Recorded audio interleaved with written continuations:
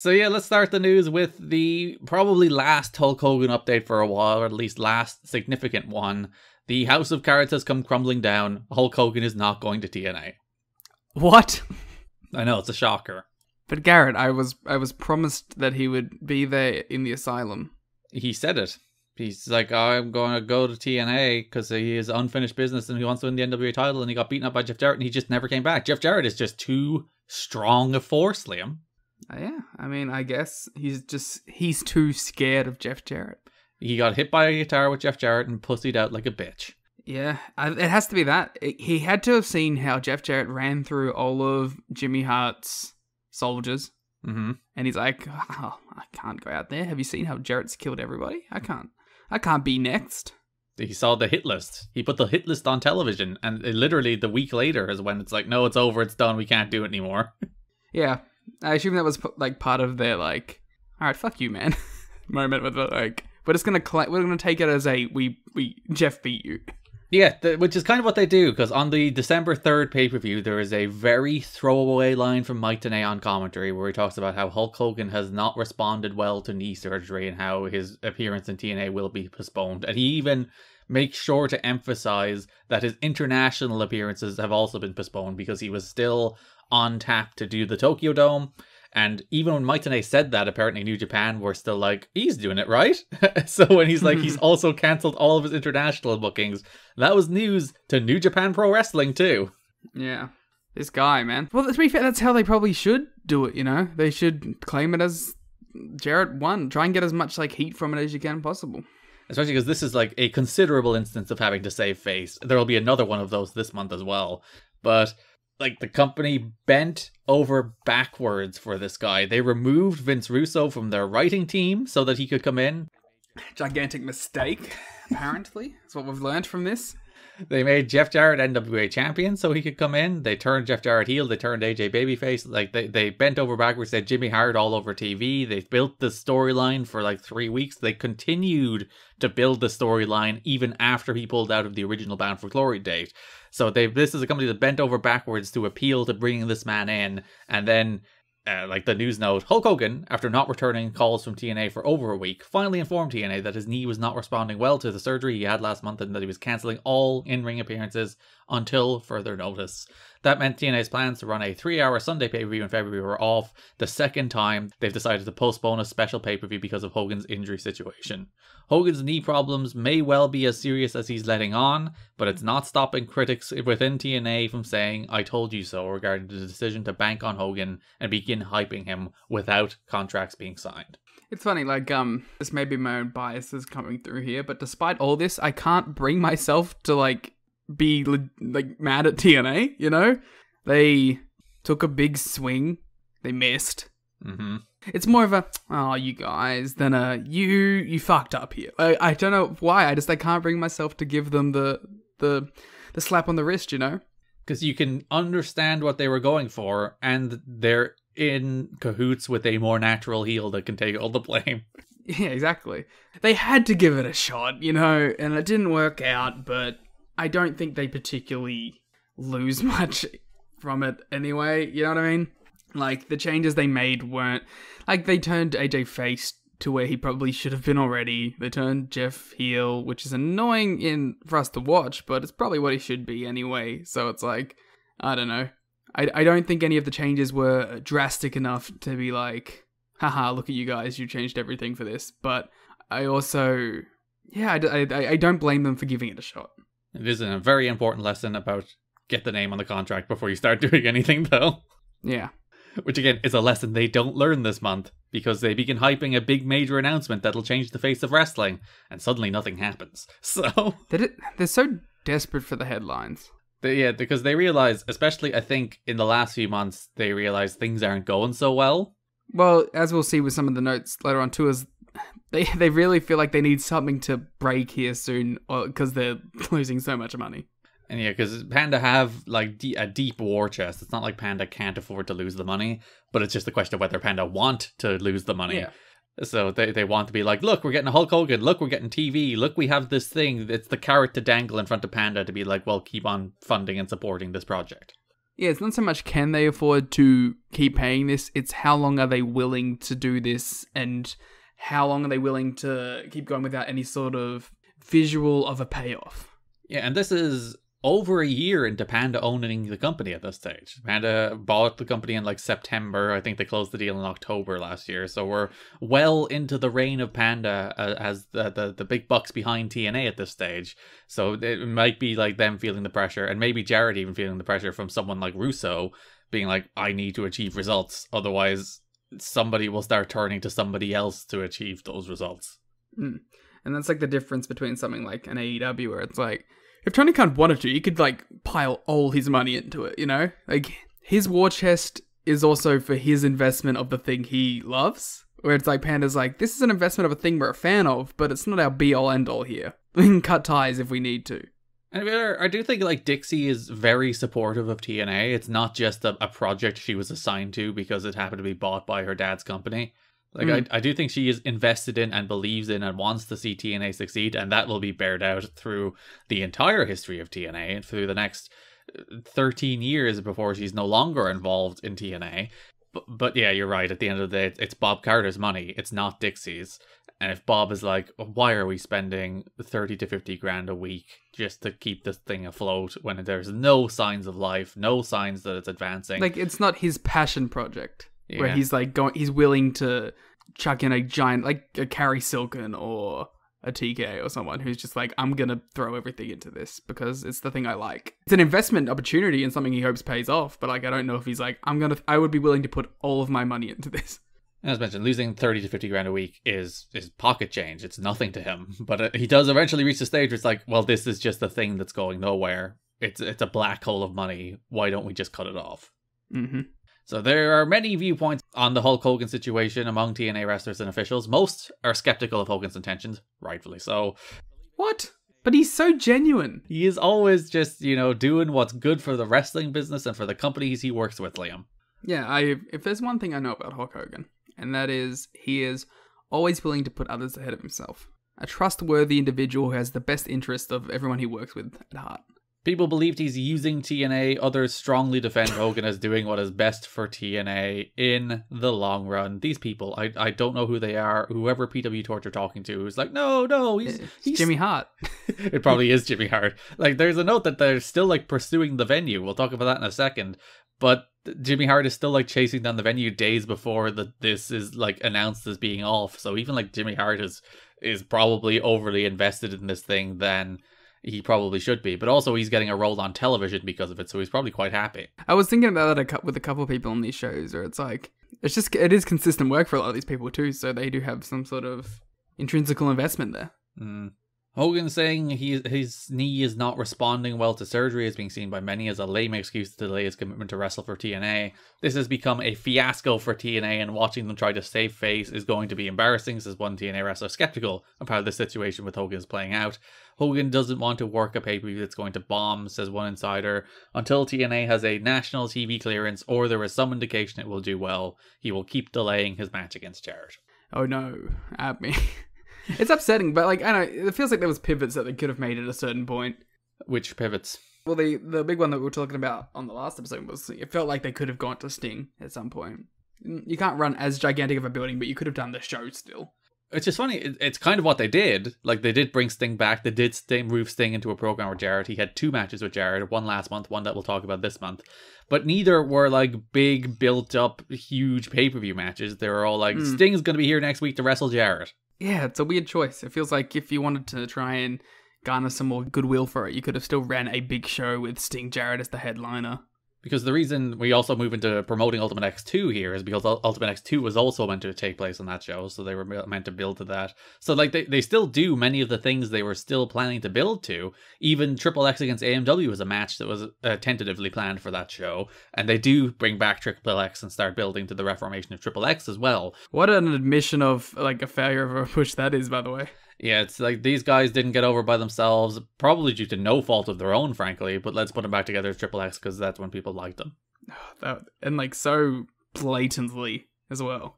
So we'll talk about that when we get into the shows. Another situation that concerns Hogan is the location of the proposed TNA 3-hour pay-per-view. He won't work at the Asylum because it would appear to be too big a step down for him and make him appear to be washed up, which, you know, debatable. Jimmy Hart had negotiated to run the pay-per-view at Fort Campbell, Kentucky at an airplane hangar where bleachers and lighting would be brought in specifically for the event. Lightning? Yeah. They're bringing in lightning for it. They will wait to hold the night on the instance of a thunderstorm. And then when lightning strikes, they'll put some of those spires that you can have lightning strike that attract lightning. And that's where they'll hold the pay-per-view. If you can get that visual, I'm sure that would rock. I imagine it would be a little dangerous, but it's probably worth it. Yeah, Hogan does the pose, lightning goes off in the background, Sting comes out. That's good stuff. That way the crowd could be small, but it wouldn't work against Hogan because the photo op of working in front of the US soldiers at a military base would be tremendous for him. After believing the deal was nearly done, TNA officials were told in recent days that Fort Campbell apparently needs the hangar to be reserved for military purposes through February. Is there any sort of like big military event happening at the same time? No, there's no like major military happenings in the month of December 2003. It's not like Saddam Hussein was just captured, a thing that weirdly like factors into TNA television. Both because it's the payoff of Jim Duggan's promo. Yes. And there are people in the crowd with signs about Saddam being captured. Yeah, and we go full like military salute the troops on one of these episodes as well. Yeah, on the last show of the month, Don West and Mike Tenay introduced soldiers from the 101st Airborne in Fort Campbell, Kentucky, the same Air Force base they were hoping to run. Saddam Hussein was just captured a few days before on December 13th. By that team, actually. And then they came straight to the asylum to watch a show.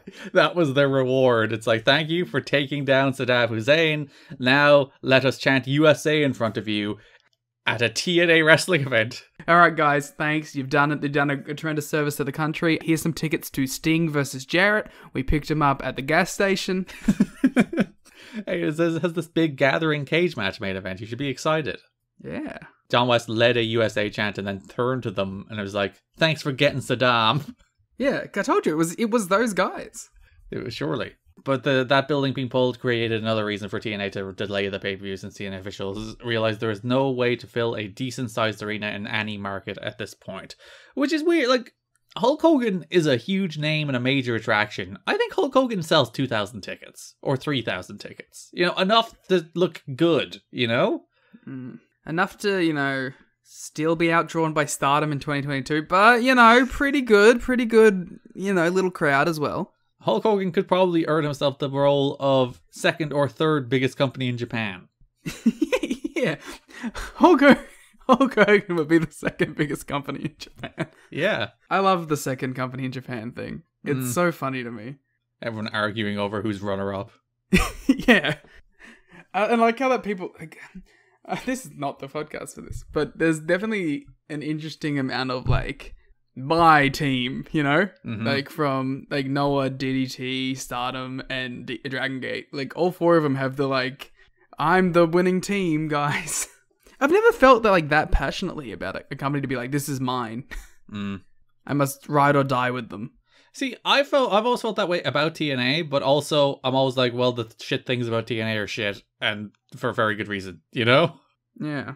Like, exactly, whenever I've had, like, a company that I've been really into, whether it be New Japan or AEW, I've always been able to acknowledge the things that I don't think are great about it, too. But I guess, like, you know, when it's such, like, not a subjective, there's, like, actual factual evidence to support their claims, but when it's so close, I guess that's when, like, a bit of your protectiveness can come out. Yeah, because you take an attack on the thing you like as an attack on you a little bit, and you have to defend it. Yeah, I think everyone's been in that position before. Never. I exist in a sole position of objectivity. We're doing a podcast, which is basically you doing that. Hey, never mind. I'm just simply correcting the record and telling people what things they should be mad about and they are allowed to be mad about, and then the others which are not. Within a very specific set of parameters. Jarrett flew to Tampa for a meeting with Hogan. Face-to-face, Hogan told Jarrett he wouldn't be able to make the February date, but that he was still with them. When asked about WrestleMania 20, Hogan portrayed it as he and Vince McMahon had a different vision of the business, and both agreed they couldn't work together, describing his relationship with McMahon to a married couple who had been divorced 3 times. which is basically Vince said no, and Hogan's like, "Oh, brother, we had different visions of the business." I don't think they were debating stylistic choices about how pro wrestling should be displayed, or marketed. It wasn't Tanahashi and Omega at Wrestle Kingdom. I believe the stylistic choice here was, can I get booked? No. Yeah, but honestly, the divorced couple's a pretty apt description of the two. Because they know they need each other, but there's times where they don't want each other. But then, it's a divorced couple, then, where one of them got remarried and became way more successful. Wait, which one got remarried? Oh, Vince is in a way better position than Hulk Hogan is in 2022. He got remarried to Nick Khan. Hogan got remarried and had massive success that nearly put Vince out of business too, to be fair to him. Sure. Yeah, but that was one of his earlier marriages who he also got divorced from, though. Yeah. Well, to be fair, he didn't get divorced from. Vince bought it out. There's a lot going on. They left the meeting with the idea that they would work together for a major pay-per-view show in May, or more likely June, which would be billed as the company's 2nd anniversary show. Yeah, that won't happen. One source at TNA believes the Jarretts understand they are being played by Hogan to a certain degree, but are using that to their advantage at this point to keep TNA President Dixie Carter excited about the potential of a Hogan appearance. Yeah, they all know what's going on. Because, Jarrett's been in the wrestling business a very long time. He spent a very, very, very long time dealing with carnies. Garrett, what is the last name of the two people involved here? Jarrett. Yeah, okay, end of conversation. They are well aware of carnies themselves. Yeah, there's a reason we say Jeff Jarrett never loses, And Jarrett dealt extensively with Hogan in WCW, so he's well aware of how Hogan operates. It's not like he's like, oh, I've been totally blindsided by this. Yeah, Jeff's an S-tier carny. As you mentioned, there's just an extent of it's worth going for, so why not? And as you also mentioned in the last episode, it's not our money, so why not? Yeah, it's worth going for. We can build up some buzz on the TV. We can keep people happy, and it's not our money, so we might as well go for it at this point. We need a big break, and we should take all of the shots, even if you shoot 100 shots, one goes in. The theory is Panda will keep funding TNA as long as there is hope that Hogan will turn things around. Right now, industry sources peg TNA's weekly losses around 30,000 per week. Panda Energy had deep pockets, but they won't be sending good money after bad if there isn't hope, which is what we talked about earlier.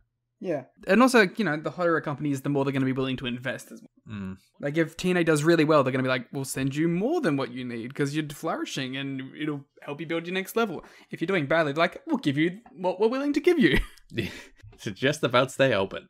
One of Vince Russo's most passionate conversations with Dixie Carter right before he was ousted from the booking position in favor of Dutch Mantel, which was done in order to please Hulk Hogan, who didn't want to work with Russo, was that she was being worked by Hulk Hogan. He predicted every move so far Hogan has made, and he told her that Hogan is going to do what's best for Hogan at any given time, without regard for what he said he would do in the past. The funny part of this is Vince Russo is saying this probably solely to do what's best for Vince Russo and try and stop himself from being ousted by Hulk Hogan. Yeah, but he's also right. It's just a bunch of carnies trying to out-carny each other. Yeah, and the problem here is, while Jeff and Hogan are S-tier carnies, Vince is only an A-tier carny, so he's a slight step behind. Because it is funny to be like, no, for the good of TNA, we shouldn't bring them in. Not for the good of the fact that if we bring him in, I'll be removed from my position writing the show. But that's the thing, Vince is a people person. He can make you feel like you're on top of the world. We'll talk about that more in a second. Which is how he's gotten in with Dixie so well from the beginning. He knows who are the power players, and he knows how to suck up to them. Yeah, he knows how to butter someone's bread. A lot of Hogan's focus has now shifted away from himself and his wrestling career and toward his 15-year-old daughter, Brooke, and her singing career. I thought that was all subtextual stuff. Lou Pearlman, who was the force behind the creation of NSYNC and Backstreet Boys, is really behind Brooke and sees a tremendous marketing opportunity for her. She would be marketed as Brooke Hogan, not her real name Brooke Bolea, because they do plan to publicize and take advantage of the publicity associated with being the daughter of Hulk Hogan. This is before Brookamania, this is before Hogan Knows Best. That wasn't until, I think, mid-2005. So you can see the seeds being laid for trying to make Brooke Hogan a thing all the way back here in November, December 2003. Was Brooke Hogan ever a thing? She... kind of... Yeah, she was a little before my time in the zeitgeist, so... Hogan Knows Best wasn't a huge deal, but it was a reality show on TV, It did well. I have the first season on DVD somewhere around here. I've never seen it, but I have it. I think it ran like 3 seasons. I've probably watched most of those episodes because they were on TV at the time, so I've probably seen them. Oh, are you ready for that Patreon series? The Hogan Knows Best watch along. Yeah. 2 seasons, 43 episodes. I want to say it aired on MTV, but it aired on VH1. There you go. Not bad. And also the spin-off Brooke Knows Best, which I've seen none of. I'm aware of Brooke Knows Best. That also got 2 seasons. Wow. God, anyone can get a reality show. That's the classic like Disney Channel format, isn't it? It's like Hogan Knows Best, and then the small character spins off into their own show. Brooke Knows Best. We have Sam and Cat. There's apparently 4 seasons. Why does it say 2 seasons at the top and 4 seasons at the bottom? Do they count the first 2 seasons of Hogan Knows Best as part of the run? Because there's a 7 episode season, 13 episode season, 12 episode season, and 10 episode season apparently. Wow. Airing basically 6 months apart or 3 months apart, depending. God. I'm sure all the fans were devastated when it was cancelled. I love the cast for the show because it's Terry Hulk Hogan, Linda Hogan, Brooke Hogan, Nick Hogan, Brian Knobbs. Does Bubba make an appearance? Probably. I don't know. Shorty shows up and gets punched in the face by Mick Foley. Yeah, that's in the show. But yeah, that's enough on Hogan Knows Best. That's honestly enough on Hogan in general. Yeah, and we'll never have to talk about him ever again. At least not for a while in a major way. Did Brooke Hogan release music? Yeah, she was a musician. Really? That was the whole thing. She wasn't a reality show star or an actress. She was going to be a musician.